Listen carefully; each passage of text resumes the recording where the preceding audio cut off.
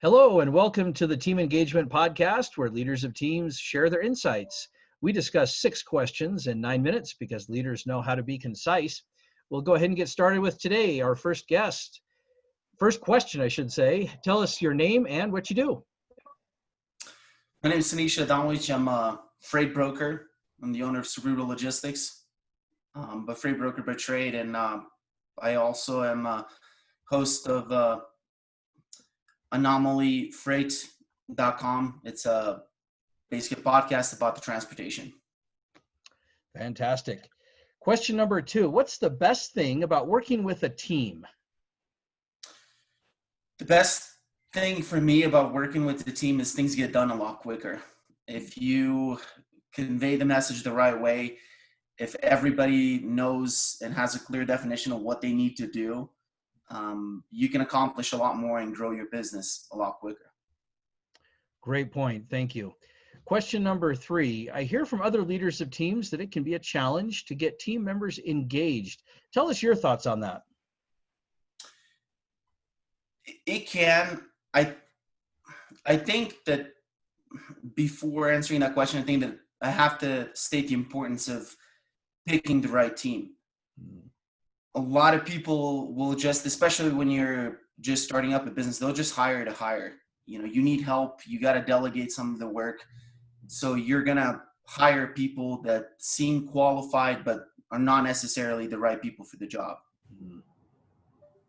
I think if you filter out and pick the right team members, people that really want to be on your team, people that really want to be there, people that are interested in field of work that you're in and are looking at it more from a standpoint of a long-term career versus just a job to pay the bills, I think that would be another big step in eliminating any kind of unnecessary potential issues and setbacks that you could have with your team. So that and getting a company culture, a clear message to your team about what the company culture is, make sure everybody's on the same page and that everybody really wants to be there and wants to grow with you and your company. Those are great ideas. Very, very well said. Thank you. Question number 4. What other piece of advice would you offer to leaders of teams? Listen.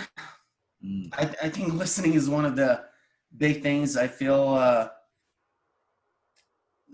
typically when you're in a position of any kind of a leadership, you have so much to do. Your mind's running like 200 miles an hour. You have so much to do. You have so much to say. I think that listening is one of the things that I learned after running a trucking company for about a year.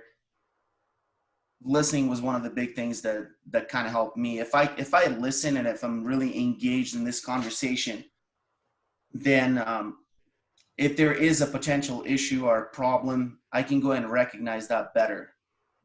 Letting the other person know that, hey, you know, this seems very important to you. You have my attention. Let's see how we can work through this.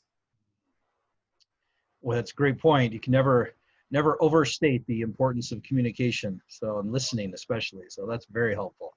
Right. Well, and I think people want to be heard at the end of the day. Mm-hmm. I think a lot of people are in a position where they just can't get a word in, you know, depending on what you do for a living. But I think that people want to be heard in general. Absolutely. Could not agree more. And especially in our current state these days, people, they need it. And we need to do a better job of listening and making sure that we're actively listening. It's just so critical these days. So thank you for bringing that to our attention.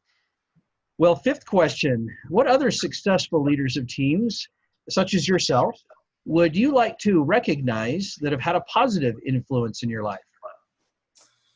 Ooh, so early enough in my career, I think 2013, I worked for a company, Cerebral Logistics, here out of Utah, Salt Lake City, Utah.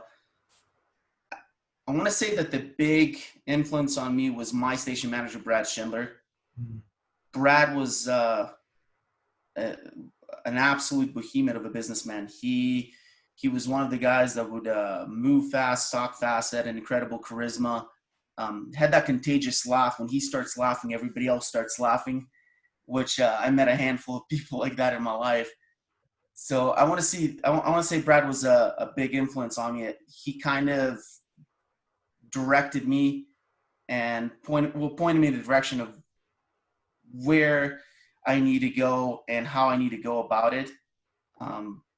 So I want to say his input was very important to me.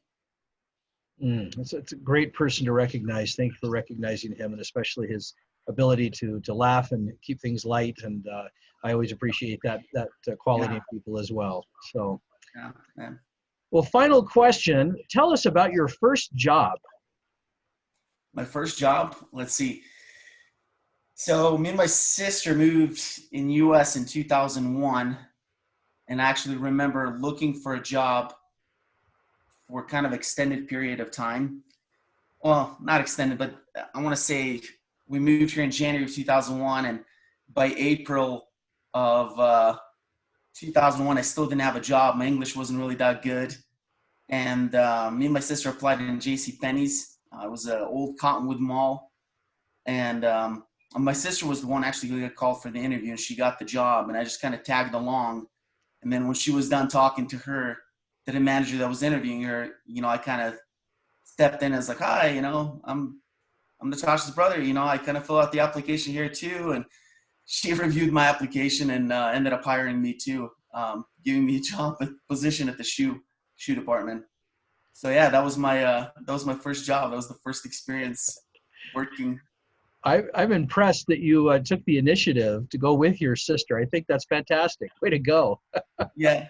It was my mom that was always kind of saying, because we were so new to American way of life.